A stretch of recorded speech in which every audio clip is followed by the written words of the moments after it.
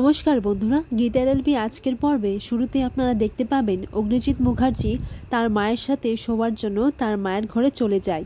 অগ্নিজিৎ মুখার্জি বলেন, বাহ, আজকে মায়ের সাথে ঘুমাবো আর সারা রাত জেগে মায়ের সাথে গল্প করব না, এখন আমি একটু ঘুমিয়ে পড়ি। এরপর অগ্নিজিৎ মুখার্জি গায়ে চাদর জড়িয়ে ঘুমিয়ে পড়েন। আর তখনই দেখা যায় সেখানে স্বস্তিক এসে অগ্নিজিৎ মুখার্জিকে গীতা ভেবে জড়িয়ে ধরে। আর অগ্নিজিৎ মুখার্জি তখন চাদরটা সরিয়ে দেখে যে সেটা স্বস্তিক, আর স্বস্তিক তখনই চিৎকার করে ওঠে। আর অগ্নিজিৎ মুখার্জিও চিৎকার করে ওঠে। তাদের দুজনের চিৎকার শুনে সবাই সেই ঘরে চলে আসে। তখন অগ্নিজিৎ মুখার্জি স্বস্তিককে বারবার বেয়াদব ছেলে বলে মারতে থাকে। তখন গিনি বলে, বাবা, ওকে মারবেন না, ও বুঝতে পারিনি আপনাদের ঘরটা যে শিফট হয়েছে, ও সেটা জানতে পারিনি, তাই ও ভেবেছে ও গীতা। আর সবাই স্বস্তিককে নিয়ে মজা করতে লাগে। পরের মুহূর্তে তারা সেখান থেকে চলে যায়। এরপর গিনি গীতাকে বলে, তুই ভালোবাসা পেয়েছিস, এইরকম ভালোবাসা আঁচলে বেঁধে রাখতে হয়, ভালোবাসাকে মাথায় তুলে রাখতে হয়, তুই আর এভাবে ইগনোর করিস না। পর স্বস্তিক গীতাকে জড়িয়ে ধরে। পরের দিন সকালে দেখা যায় দিয়া একটি নার্সারি স্কুলে চলে যায়। এরপর দেখা যায় ক্লাসের মধ্যে ম্যাডাম বাচ্চাদের নামগুলো ডাকছিল। দিয়া পারমিতা খাসনবিশের নামটি শুনতে পায়।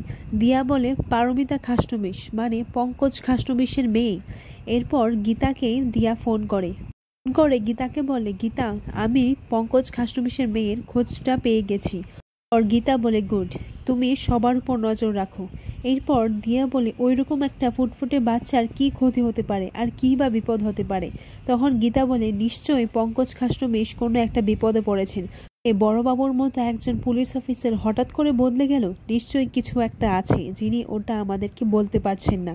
আর দিয়া বলে, আচ্ছা ঠিক আছে, আমি তোমাকে বাচ্চার ছবিটা পাঠাচ্ছি আর সব ইনফরমেশন আমি তোমাকে দিচ্ছি, তুমি চিন্তা করো না, আমি আছি। পরের মুহূর্তে দুজন লোককে দেখা যায় এবং দিয়া সেই লোকটাকে দেখে বলে, আচ্ছা, এই তো স্নিকার পরে আছে, সিকিউরিটি আবার স্নিকার পরেছে, কিন্তু বাকিরা তো সবাই শু পরে আছে। তখন গীতাকে ফোন করে জানায়, এদের মধ্যে একজন স্নিকার্স পরে আছে, তো সবাই তো শু পরে আছে। আর একজনকে দেখে মনে হচ্ছে যে সে টিচারই হতে পারে না, তার একটা শার্টের বোতাম খোলা আর তার নখ বড় বড়, এ কিছুতেই টিচার হতে পারে না। এরপর গীতা বলে, সাবাস দিয়া, খুব ভালো কাজ করছো। দিয়া, পঙ্কজ খাসনবিশের মেয়ের দায়িত্ব কিন্তু তোমার আর আমার, কিন্তু তোমার খুব রিস্ক হতে পারে। তখন দিয়া বলে, তুমি চিন্তা করো না, আমি সবটা ম্যানেজ করে নেব। এর পরের মুহূর্তে দেখা যায় সেই লোকটির কাছে কিরণকান্তি ব্যানার্জি ফোন করে এবং কিরণকান্তি ব্যানার্জি ফোন করে লোকটাকে কি একটা বিষয় যেন বলছে। পর দিয়া গীতাকে মেসেজ করে এবং ছবিটা পাঠিয়ে দেয়। তখন দেখা যায় যে সেই লোকটাকে আবারও ভজন মিত্তির ফোন করে। ভজন মিত্তির ফোন করে তার প্ল্যানটার বিষয়ে সবটাই জানায়। এরপর দেখা যায় ভজন মিত্তির ফোনটা রেখে বলে, এবার আমাদের মুখ্যম ট্রাম্প হচ্ছে স্বয়ং পঙ্কজ খাসনবিশ। তুমি যতই চেষ্টা করো, তুমি এই জাল কেটে বেরোতে পারবে না। পরের মুহূর্তে দেখা যায় মেহেক গীতাদের ঘরে আসে এবং গীতাকে দেখে সে হাসতে লাগে। এরপর তার বাকি বোনেদেরকেও ডেকে পাঠায়। তখন গীতা বলে, তোমরা সবাই এখানে এসে আমাকে দেখে হাসছো কেন?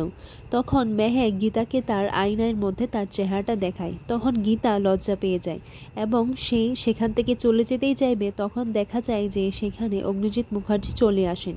আজকের পর্বটি এখানেই শেষ হয়। আগামী পর্বে আপনারা দেখতে পাবেন ভজন মিত্তির পঙ্কজ খাসনবিশকে ফোন করে এবং ফোন করে বলেন, আপনি কিন্তু একদম চালাকি করার চেষ্টা করবেন না, আপনি সামনে তাকিয়ে দেখুন, আমাদের লোকজনরা কিন্তু সেখানেই আছে।